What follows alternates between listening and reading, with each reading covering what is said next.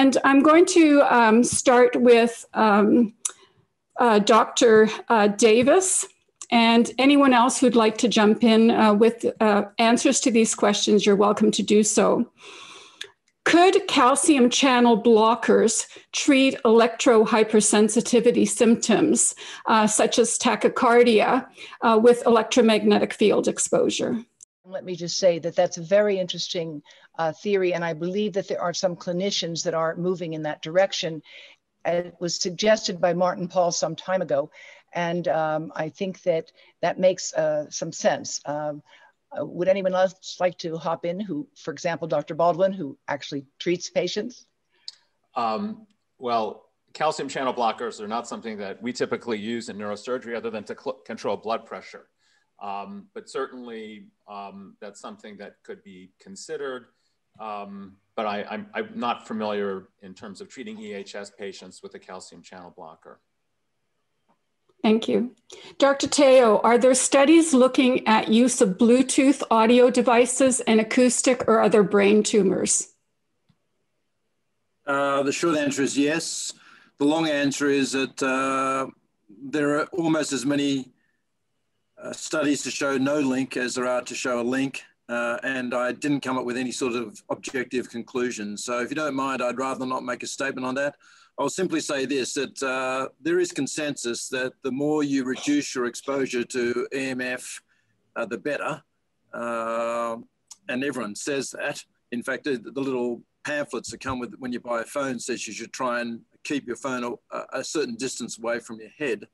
So no one disputes that. And so any mechanism by which you can keep your phone away from your head is said to be beneficial, whether it be Bluetooth, a cord, a wire cord, or loudspeaker. So basically what I tell people is just keep it one arm's length away from your head until the jury is in, so that at least you can reduce the amount of EMR exposure, near field exposure.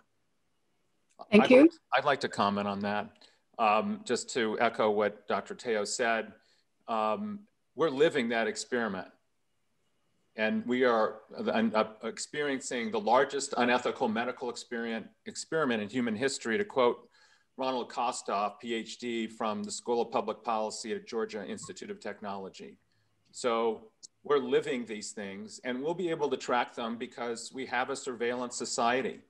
And almost no one now comes into my clinic with either a spine problem or brain tumor, and Dr. Theo can probably confirm that, who's not wearing an iWatch or other Bluetooth device, despite the signs in my waiting room, the signs in my hallway.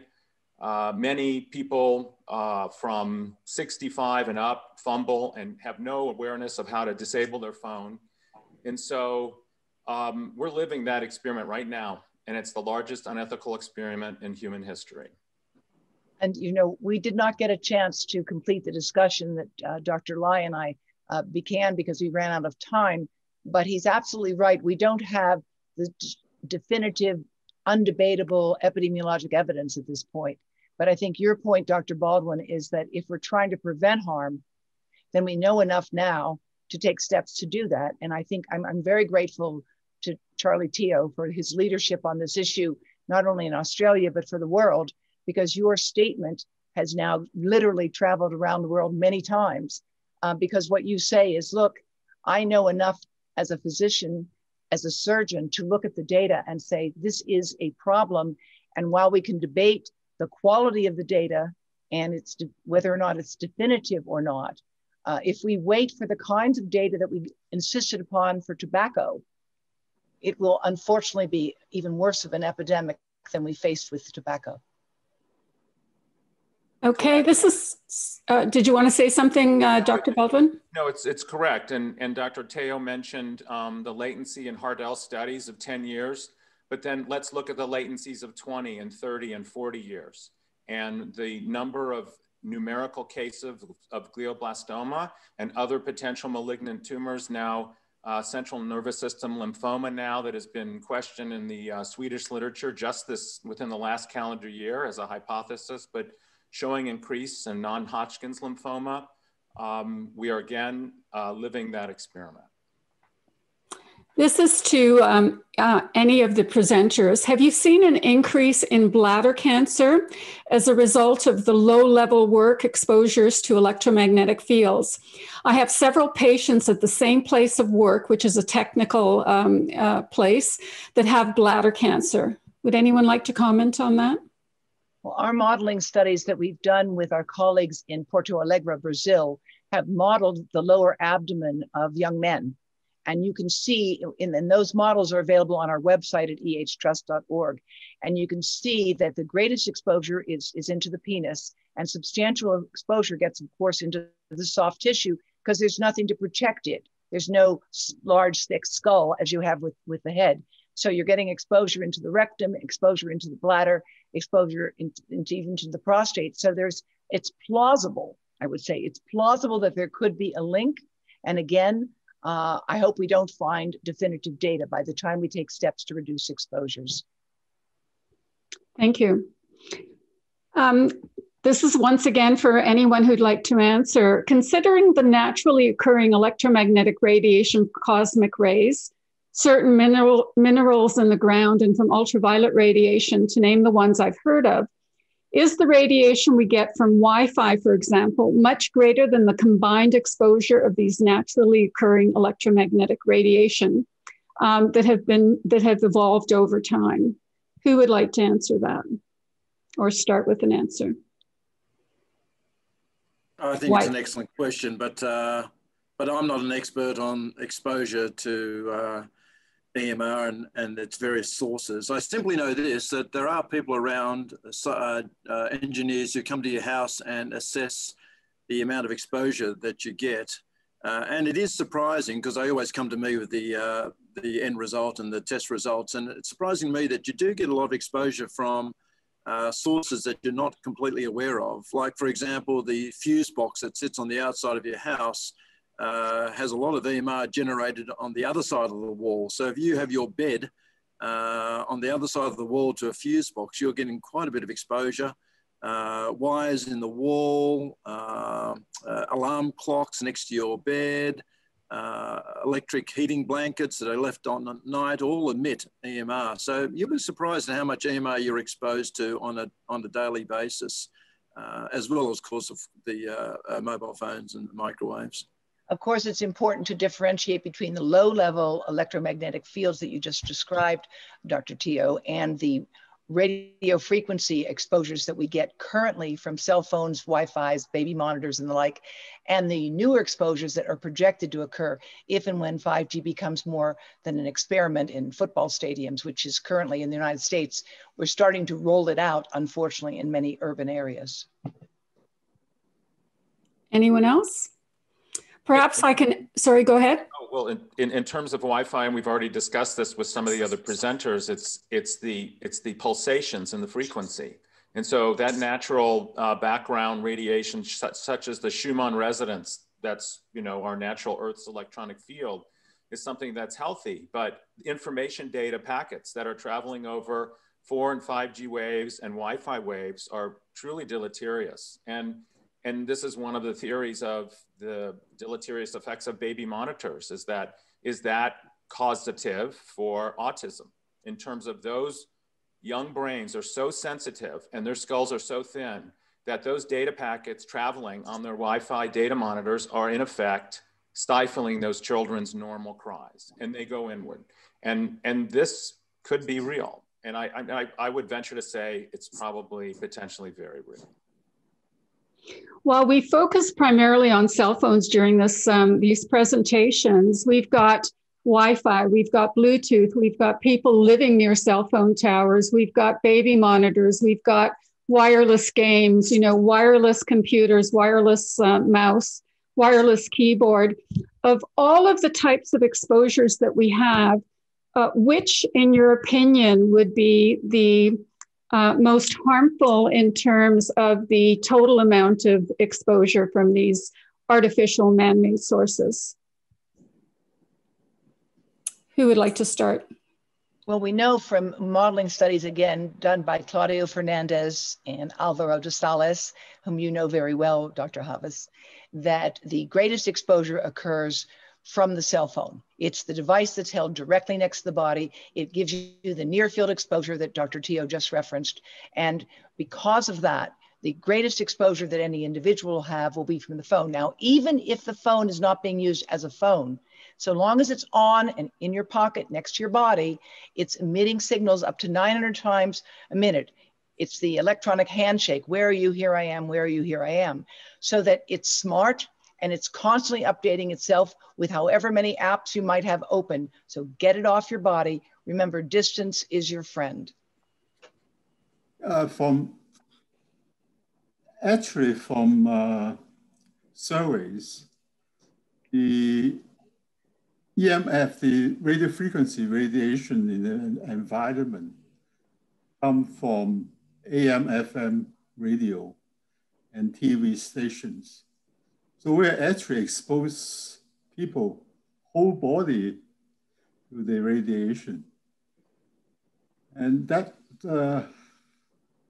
of course, study that show that how far people live from a tower, from an AM radio tower or TV tower, they are increasing cancer the closer they are to the towers. But these people are exposed whole body to the radiation instead of partially exposure like cell phones. In small communities, one of the things we found is that the highest exposure comes not from nearby cell towers, but primarily from Wi-Fi in the home. So, you know, if you have this on all the time, it's near your bedroom, you're going to be exposed 24/7. And so I guess if I had to answer that question, I would have thought Wi-Fi would be very up high on that list, maybe even higher than cell phones, just because you've got full body exposure, you know, 24/7 if you happen to have it on all the time. Exactly. Dr. Theo, we think of gliomas as a tumor of elderly people. Are younger people beginning to develop this? Are you finding that in your practice? And I guess, Dr. Baldwin, that would apply to you as well. Are you noticing that there's an age differentiation in brain tumors in men and women, or in either sex? Yeah, there's a real instance of brain cancer, brain tumors in children. I mean, it's an often not well-known fact that brain cancer is the #1 killer of children in our society in developed countries. It kills more children than any other cancer, kills more children than any other disease. So it's the most common solid cancer in kids. It's the deadliest cancer in kids. But that wasn't your question. I wanted to make that statement so you do understand that it is a tumor that is unfortunately in our children. The question is, you know, is the incidence of brain cancer, brain tumors increasing in children? And I hate to say it, but the scientific community are loggerheads and still haven't come up with a definitive statement. The UK came up with a definitive statement saying that one particular tumor was absolutely increasing in incidence in children. That's a tumor called an epidemioma. And as I said to you before, the CB Trust studies that showed some exponential rise in brain cancer in 19 US states included children in those figures. So I guess the bottom line is, yes, it's increasing in adults and in children. And is it increasing in children more than adults? Well, for this one particular tumor, it is. I mean, there's enough evidence there to be worried. We haven't talked about thyroid cancer, but that seems to be increasing, particularly among women in a lot of developed countries. Would any of you care to comment on that? Is that due simply to, you know, improved methods of detection, or is it a real increase? Epidemiologists, again, are split on this. There's no question that a large part of the increase in thyroid cancer is diagnostic ascertainment. We have improved our ability to look for it. The more we look, the more we find. Having said that, Leonard Hardell and colleagues just produced, I think, a very important analysis that to me is very persuasive, that there is a real increase in thyroid cancer, particularly in younger people, and that it's increasing among children who normally do not get thyroid cancer. So again, The argument is, well, that's just a diagnostic ascertainment. No, I don't think so. I don't know if whether it's worthwhile to note that the Centers for Disease Control actually has produced a report on this where they say they think there's a real increase in thyroid cancer. And they also note, by the way, a possible increase in glioma, which, as you know, is the kind of brain cancer we're most concerned about associating with cell phone radiation. The Yale study was just published within the last calendar year, confirming that exact incidence of thyroid cancer. And that also segues into the increased incidence of salivary gland tumors in and around the jaw. That's also on the increase. Hardell's earlier study from 2011, looking at case-controlled groups of people that just started using the cell phone above age 20, showed a doubling of glioma incidence. And so if we refer back to that data, it's there, and I am living it. There's no question that I am seeing 20 and 30-year-olds come in with GBM that Dr. Theo mentioned. I'm sure the picture that he showed was one of his younger patients.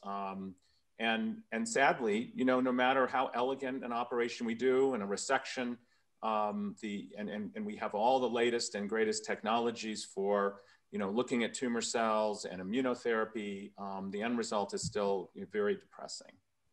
But the incidence in younger people is definitely a phenomenon that I see, even though we're all getting older as clinicians and people naturally look younger.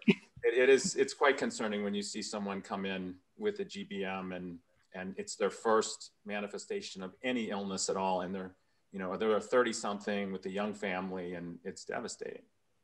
And we saw the same thing with the rectal cancer patterns. I mean, a quadrupling of rectal cancer in under age 40 in the United States. Now, this is a rare cancer, but they don't even look for it anymore. What they've done as a consequence of this is now to lower the age for screening for colorectal cancer because it's increased so much. So even though it's relatively rare, it's really increased quite a lot, and no one has offered any other explanation for this.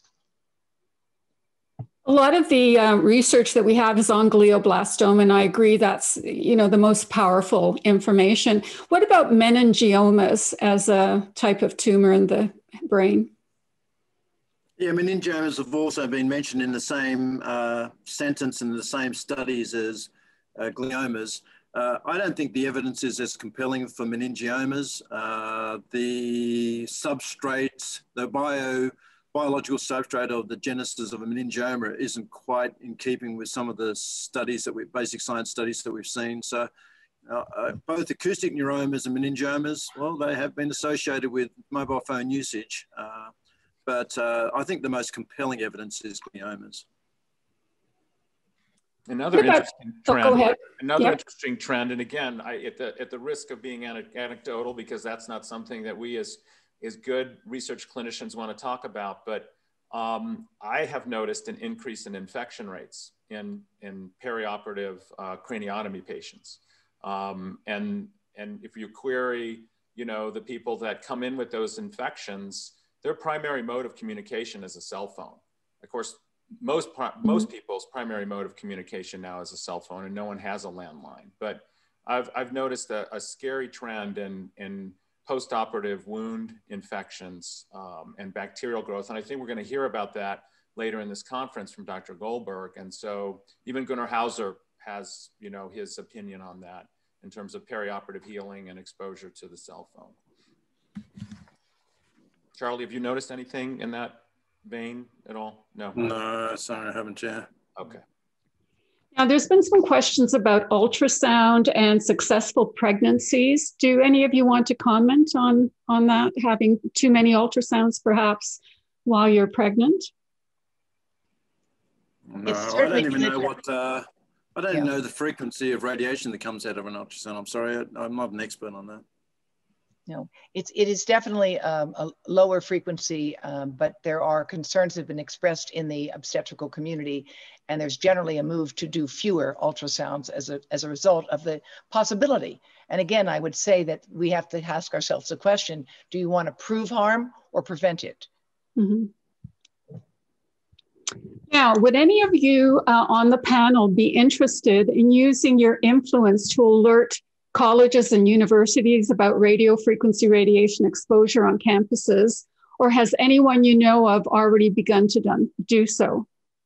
We at Environmental Health Trust have a very active program of working with parents and teachers at the level of middle school, elementary school, as well as move up to high school, wherever we have been asked to do so. But as you know very well, Dr. Havas, from your own leadership and pioneering experience in this field, you're kind of like the skunk at the garden party, because so many institutions regard this as an entitlement that's revolutionizing education. And there's no denying that during the pandemic, children of all ages are spending more and more hours in front of these devices. And although I can tell you that if you use it wired, as I do now, your connection's safer, it's more secure, and you also are prevented from hacking. And you, Dr. Havas, are one of the first people in the world to tell me about this. So I want to thank you publicly for your leadership on this. It's a tough one, and there does need to be more of a national campaign to do that. And I would welcome those who are part of this conference afterwards. Please go to our booth. Please help us figure out ways to do this, because we're not anti-technology. We realize there are many, many advantages of it, and most of us are geeks ourselves. We just want it to be used as safely as possible. And we think that advances in software and hardware are going to make it much, much better. No, I'd just like to say that I've respected Devra for many, many decades now. She is a brilliant speaker, a great scientist, and I think I would like to underscore her last statement. And the last statement is very simple. We're not radicals. We're not extremists. We're not anti-technology. We are simply concerned citizens who believe there's enough literature out there for people to be aware of it and to mitigate risk. And to mitigate risk means to reduce exposure to EMR. It's very simple.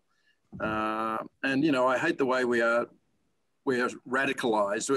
We're thought to be radical simply because we're making these statements in the best interests of society and community. We're not radicals, and I'm not a radical. I'm not even an expert in EMR. I'm simply a concerned citizen who sees how deadly brain cancer is. And if there's any way we can reduce the risk of developing brain cancer, then we should at least keep our minds open, our ears open, and continue treating these studies as potential, information highways that will then influence which direction we go in.